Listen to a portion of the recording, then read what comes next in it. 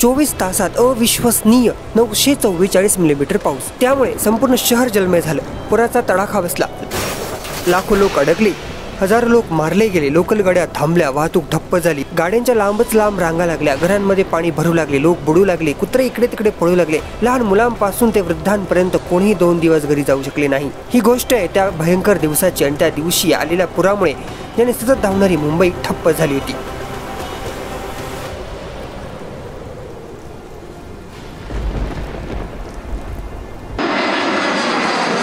26 जुलै 2005 चा दिवस मुंबईकरांसाठी नॉर्मल पावसाळ्याच्या दिवसाप्रमाणे सुरू झाला। It was a dull cloudy day, ज्याने पुढे काय भयानक होणार आहे याची कोणतीही सूचना दिली नव्हती। नेहमीप्रमाणे लोक सकाळी त्यांच्या कामावर गेले। मुंबई नेहमीसारखी धावायला लागली। ह्या बिचाऱ्या लोकांना माहितच नव्हतं की त्यांच्यासोबत काहीतरी भयंकर घडणार आहे। पश्चिम मुंबईतील अंधेरी भागातील एका अनाथाश्रमात जवळपास 100 मुलं होती। त्यांचं वय अंदाजे 3 ते 5 वर्षांचं असेल।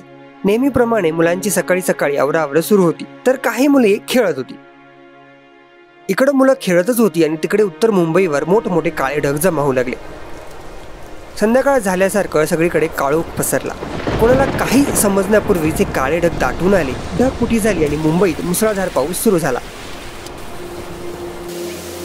सुरुवातीला वाटलं की नॉर्मल पाऊस आहे, काही वेळाने तो थांबेल, पण नाही।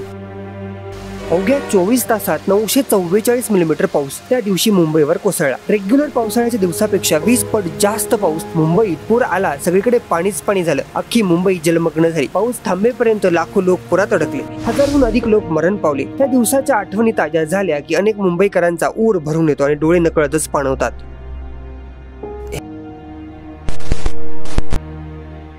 त्या दिवशी 1 वाजता पाऊस सुरू झाला तेव्हा इतका जोरदार पाऊस पडण्याची शक्यता नव्हती। भारतीय हवामान खात्यानं सुरुवातीला त्या दिवशी रडारवर दिसणाऱ्या मुंबईवर जमणाऱ्या ढगांकडे फारसं लक्ष दिलं नाही, पण 2:30 वाजेपर्यंत IMD अधिकाऱ्यांना काहीतरी गडबड झाल्याचं लक्षात आलं। त्यांनी पाहिलं की ढग खूप मोठा आहे आणि उत्तर मुंबईवर 30 चौरस किलोमीटरपर्यंत पसरलाय। IMDने यापूर्वी असं काहीही पाहिलं नव्हतं। परिस्थितीचं गांभीर्य लक्षात घेऊन IMDनं रेड अलर्ट जारी केला। IMD has predicted heavy rainfall for the city in the next 48 hours. आता पाऊस वाढू लागला। पाऊस वाढल्यानं अनाथाश्रमातील मुलांना वर्गात बसण्याची सोय करण्यात आली। मुलांना व्यस्त ठेवण्यासाठी टीव्हीवर व्यंगचित्र चालवण्यात आली। पाऊस नेहमीप्रमाणे थांबेल असंच सर्वांना वाटत होतं। दुपारी 3:30च्या सुमारास लोकांनी पाहिलं तोपर्यंत मुंबईत मुसळधार पावसामुळे अनेक ठिकाणी पाणी तुंबू लागलं होतं। अनेक नाले तुंबले होते आणि घाण घेऊन वाहू लागले होते। या नाल्यांमध्ये लोक पडू लागले होते। मिठी नदीतील पाणी अचानक वाढल्याने तिला पूर आला आणि ती ओसंडून वाहू लागली। सर्वत्र पाणी तुंबलं होतं, रस्ते जाम झाले होते, ट्रेन्स थांबल्या होत्या, लोक अडकले होते, गाड्या थांबल्या होत्या आणि मुंबई ठप्प झाली होती।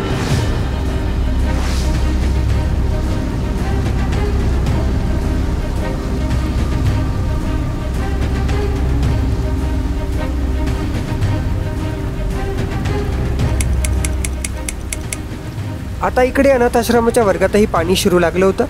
जिथं मुलं टीव्हीवर कार्टून बघत होती तिथं पाणी घुसलं। अर्ध्या तासात पाणी गुडघ्यापर्यंत पोहोचलं।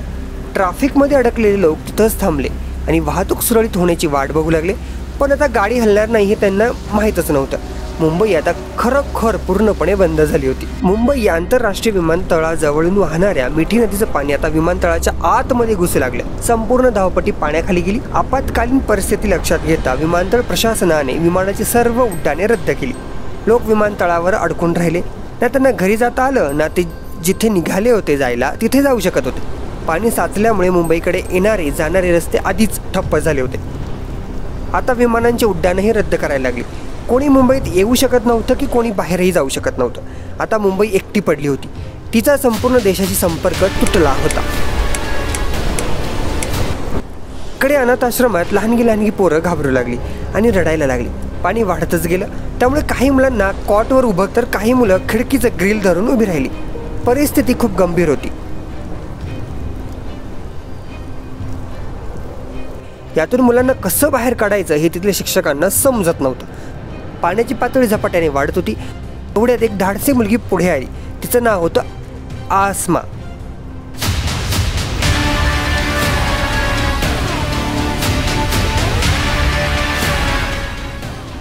आसमा मुलांना खांद्यावर घेऊन समोरच्या इमारतीत गेली. एका शिक्षिकाने आसमाला आधार दिला, तिची मदत केली आणि सर्व मुलं सुरक्षित ठिकाणी पोहोचवली.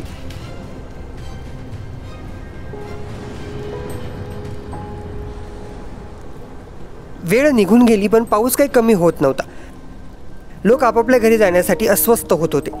आता जवळपास संध्याकाळ झाली होती. ते बसेस पाण्यात उभ्या होत्या, लोकल गाड्या थांबल्या होत्या, रिक्षा गाड्या काहीच हालत नव्हतं. सगळीकडे भीतीचं वातावरण होतं. लोकांना दुसरा पर्याय उरलाच नव्हता. त्यांच्याकडे फक्त दोनच पर्याय होते. एक तर जे जिथे तिथेच थांबून पाऊस कमी होण्याची वाट बघू शकत होते, किंवा दुसरं त्यांच्याकडे पर्याय होता की आपापल्या घरी पायी चालत जाणं. हजारो लोकांनी दुसरा मार्ग निवडला.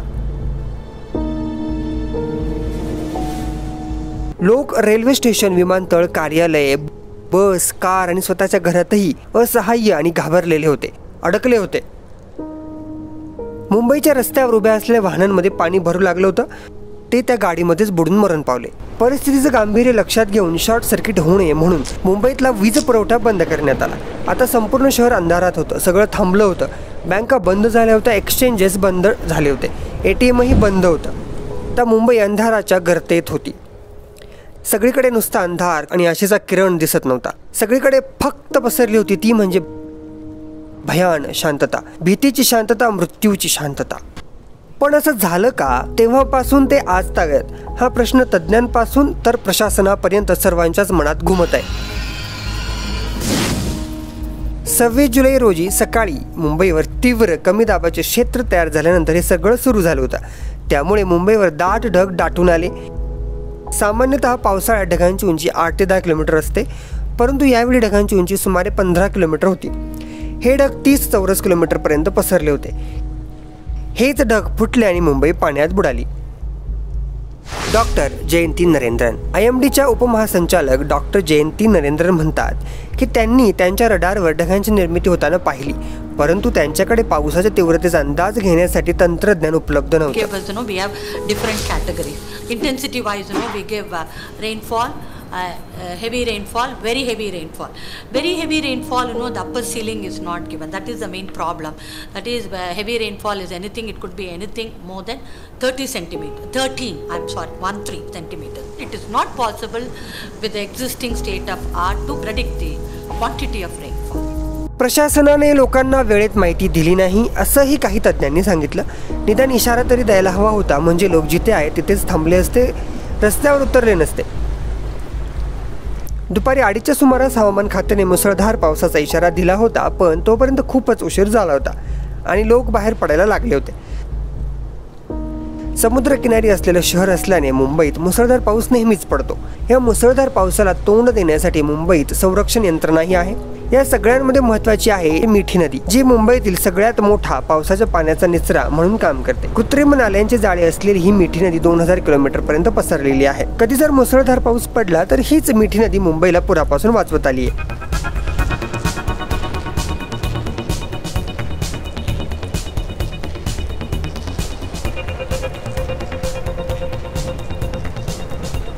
एकोणीसशे मध्येही असाच एक पूर आला होता. त्याच्या 3 वर्षानंतर मुंबई प्रशासनाने 1988 मध्ये UKच्या वॉटसन आणि हॉक्सले इंटरनॅशनल यांची नियुक्ती केली. त्यांचं काम होतं मुंबईच्या 150 वर्ष जुन्या ड्रेनेज सिस्टमचा अभ्यास करणं आणि चांगल्या व कार्यक्षम ड्रेनेज सिस्टमची योजना तयार करणं. त्यांनी मुंबईच्या ड्रेनेज व्यवस्थेचा अभ्यास करून BMCला आराखडा सादर केला.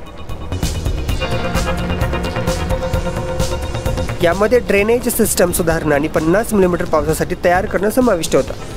अतिक्रमण हटवणं, नवीन पंपिंग स्टेशन बांधणं, नाले खोल व रुंद करण्याच्या सूचना यात करण्यात आल्या होत्या. मात्र त्यावेळी BMCकडे पैसे नव्हते, त्यामुळे या सूचनांना कचरापेटीत दाखवण्यात आली. तेव्हापासून तर आजपर्यंत मुंबईत झपाट्याने बदल झाले. मुंबई वाढली खरी, पण अनियोजित मार्गाने. त्यामुळे मुंबईची नैसर्गिक आपत्तींशी लढण्याची क्षमता नष्ट झाली. पुराची कारणे शोधण्यासाठी महाराष्ट्र सरकारने एक शोध समिती नेमली होती, चितळे कमिटी. चितळे समितीनं त्यांच्या अभ्यासात मुंबईचा झपाट्याने होणारा विकास, सध्याच्या नाल्यांच्या वर आणि आजूबाजूच्या परिसरात झोपडपट्ट्यांचे बेकायदेशीर अतिक्रमण, खारफुटीची जंगलतोड हीच या पुराची मुख्य कारणं असल्याचं सांगितलं होतं. मुंबईत जी काही नैसर्गिक व्यवस्था होती, जी मुंबईला पुरापासून वाचवायची, ते विकासाच्या नावाखाली पूर्णपणे उद्ध्वस्त झाली. मिठी नदीत मानवनिर्मित अडथळे निर्माण झाल्यामुळे 2005चा पूर आला होता. 2002 मध्ये वादग्रस्त वांद्रे वरळी सी लिंक मुंबईमध्ये बांधण्यात आला. या वांद्रे वरळी सी लिंकमुळे मिठी नदीच्या मुखाला मर्यादा आल्या. आता मिठी नदीचे पाणी समुद्रात जाण्यासाठी जागाच कमी उरली. गेल्या काही वर्षांपासून मिठी नदीतील अनैसर्गिक अडथळ्यांच्या विरोधात श्रीयुत बिट्टू सहगल सारखे पर्यावरणवादी आंदोलन करतायत, पण त्याचा काहीच उपयोग झाला नाही. या उलट मिठी नदीजवळ बांधकाम वेगाने सुरू आहेत. मिठी नदी कमी आणि नालाच जास्त आहे. मिठी नदीजवळ विमानतळ बांधण्यात आलं. हे विमानतळ बांधण्यासाठी मिठी नदी वाकवली गेली.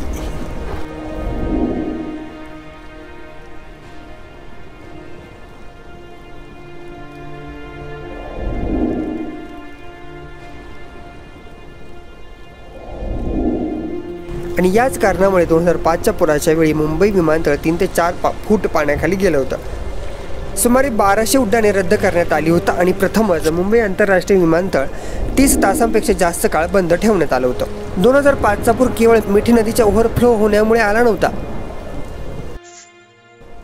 ॲक्च्युली पूर्वीची मुंबई आजच्या सारखी नव्हती. मुंबई हा एक 7 बेटांचा समूह होता, जेथे नौकांद्वारे जलवाहतूक केली जायची. 1817 मध्ये ब्रिटिशांनी या 7 बेटांना एकत्र करून भूभाग बनवला. 65% मुंबई समुद्रातून जमीन परत मिळवून बांधली आहे. या परत मिळवलेल्या जमिनीवर बिनदिक्कतपणे काँक्रिटीकरण होत आहे. परिणामी मुंबईला नैसर्गिक आपत्तींपासून वाचवणं अवघड होत चाललंय. या सर्व नैसर्गिक आपत्तींपासून बचाव करण्यासाठी मुंबईकडे खारफुटीच्या जंगलांच्या रूपाने स्वतःची संरक्षण यंत्रणा होती, पण गेल्या काही वर्षात ती पद्धतशीरपणे नष्ट करण्यात आली. खारफुटी जास्तीचे पाणी तात्पुरते साठवून ठेवतात आणि काही काळानंतर ते पुन्हा सोडतात, ज्यामुळे महापुरासारखी परिस्थिती टाळता येते. 26 जुलै 2005 रोजी या सर्व संरक्षण यंत्रणा पूर्णपणे कार्यान्वित जरी झाल्या असत्या तरी मुंबईला पुरापासून वाचवणं कठीणच होतं, कारण 24 तासात 944 मिलीमीटर पाऊस सतत पडला, जो की सामान्य पावसाच्या 20 पट जास्त होता. मुंबईतील मुसळधार पावसाच्या एका दिवसानंतर सर्व दुकाने, रस्ते आणि घरे पाण्यात बुडालेली होती. त्यामुळे मुंबईतील सर्वसामान्य नागरिकांनी उत्साह दाखवून मदत करण्यास सुरुवात केली. मुंबईकर एकत्र येऊन एकमेकांना मदत करू लागले. अनेक ठिकाणी एका दिवसात पाणी ओसरलं. काही ठिकाणी पाणी ओसरायला 4 दिवस लागले, तर काही ठिकाणी आठवडाभर पाणी तुंबलेलंच होतं. 2 दिवसांनी लोकल गाड्या पुन्हा धावू लागल्या. आठवडाभरात मुंबई पुन्हा धावू लागली. एवढ्या मोठ्या आपत्तीनंतर मुंबईची पुनर्बांधणी करणं इतकं सोपं होतं का? आणि तेही आठवडाभरात. मुंबई पुन्हा धावू लागली, पण कशी? भविष्यात असे अपघात होऊ नये यासाठी सरकारने केलं काय?